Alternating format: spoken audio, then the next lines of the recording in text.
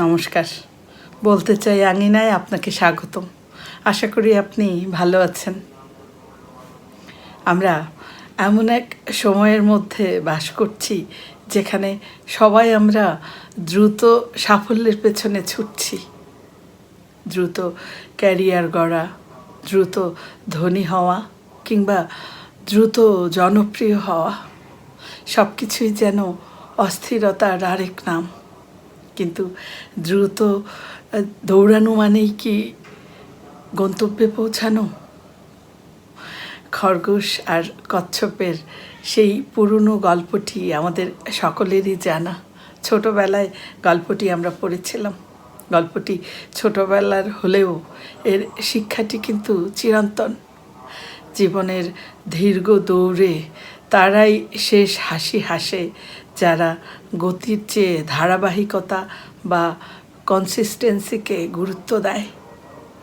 দ্রুত বনাম ধীর, আমাদের মানসিকতার পার্থক্যটা চলুন দেখি। দ্রুত চলা মানুষগুলো অনেক সময় শুরুর দিকে অনেক দূর এগিয়ে যায়, কিন্তু এগুতে এগুতে মাঝপথেই হয়তো তারা হাঁপিয়ে ওঠে। একে বলে বার্ন আউট। এই যে যখন আমরা খুব দ্রুত কোনো কিছু পাওয়ার চেষ্টা করি, তখন আমাদের এই চলার পথের ছোট ছোট ভুলগুলো আমরা অনেক সময় এড়িয়ে যাই, আর তাতে কি হয়, আমাদের ভিতটাই নড়বড়ে হয়ে যায়। অন্যদিকে যারা ধীরে চলে তারা প্রতিটি পদক্ষেপ তারা মেপে ফেলে। তারা পথ চলতে চলতে শেখে, চারপাশটা ভালোভাবে দেখে এবং নিজের ভুলগুলো সংশোধন করারও একটা সময় পেয়ে যায়। যেমন একটি বড় বিল্ডিং তৈরি করার জন্য আমরা কি করি, তার ভিত্তি বা ফাউন্ডেশন তৈরির জন্য একটা বড় সময় দিতে হয়। জীবনেও ঠিক তেমনি বড় সাফল্যগুলো পাবার জন্যে বা বড় সাফল্যগুলো তেমনি একটা সময়ের দাবি রাখে। চলুন আমরা কিছু উদাহরণ ও বাস্তবতা দেখি। পৃথিবীর এই যে বড় বড় উদ্ভাবন বা সাফল্যের গল্পগুলো যদি আমরা দেখি, J.K. রাউলিং, এই বিখ্যাত লেখকের নাম অনেকেই হয়তো আপনারা শুনেছেন। এই J.K. রাউলিং, ওনার জীবনের শুরুর যে গল্পটা সেটা ছিল একটু ভিন্ন। তিনি হ্যারি পটার লিখে ওনাকে দীর্ঘ সময়, অনেক বছর অপেক্ষা করতে হয়েছিল। শুরুর দিকে অনেক প্রকাশনী তার পাণ্ডুলিপি ফেরত পাঠাতে থাকে। তারপর একটা প্রকাশনীতে সেই প্রকাশকের মেয়ে, 10 বছরের মেয়ে, এক বাচ্চা মেয়ে পাণ্ডুলিপিটা পড়ে তার বাবাকে বলল যে, বাবা এটা ছাপো। মেয়ে বলেছে, ছোট মেয়ে। তারপরের ইতিহাস আমাদের জানা। এই হ্যারি পটার কতটা বিখ্যাত হয়েছে, আর এই J.K. রাউলিং পৃথিবীর একেবারে অন্যতম সেরা লেখকদের একজন হয়েছেন। আব্রাহাম লিঙ্কন, তিনি প্রতি বছর নির্বাচনে দাঁড়িয়ে শুধু হেরেই যাচ্ছেন, তবুও তিনি থামেননি বলেই ধীর পায়ে তিনি হোয়াইট হাউসের দিকে এগিয়ে গেছেন। আমরা যদি বাস্তব জীবনে দেখি, বাঁশ গাছ, যার নাম চাইনিজ ব্যাম্বু ট্রি নামক প্রজাতির যে বাঁশ গাছ, এই বাঁশ গাছ রোপণ করার পর প্রথম 4 বছর মাটির উপর কিছুই দেখা যায় না। তারপরে 5ম বছরে 6 মাসে এই বাঁশ গাছ 80 ফুট লম্বা হয়ে যায়। কি আশ্চর্য না!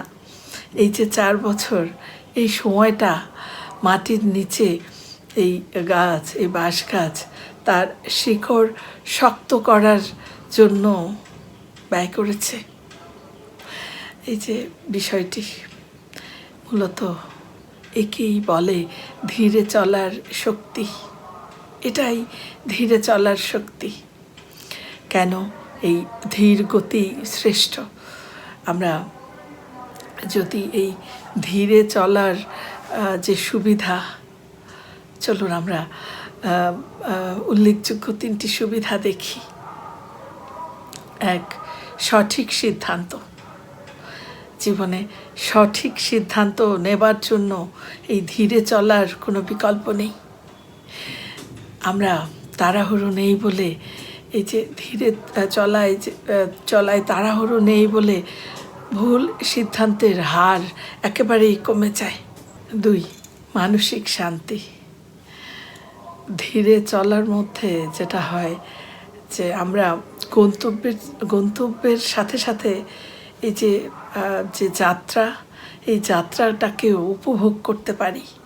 আর যেহেতু আমরা চলার পথটাকে উপভোগ করতে পারি, সেজন্য আমরা মানসিক শান্তি লাভ করি। তারপর স্থায়িত্ব। এই যে ধীর গতি, এই ধীর গতির কারণে যে সাফল্য আসে, সেই সাফল্য অনেক বেশি দীর্ঘস্থায়ী হয়। এর স্থায়িত্ব অনেক বেশি। আমাদের জীবন একটি ম্যারাথন। আর এই ম্যারাথনে সেই জিতে যে শেষ পর্যন্ত তার দমটাকে আটকে রাখে, দমটাকে ধরে রাখতে পারে। তাই আপনার চারপাশের মানুষগুলো যদি আপনার থেকে এগিয়ে গিয়ে থাকে, আপনি সেটা দেখে হতাশ হবেন না। আপনি হতাশ হবেন না, কারণ আপনার গতি আপনার একান্তই নিজস্ব। হীরা কিন্তু কয়লার থেকে অনেক বেশি সময় লাগে তৈরিতে।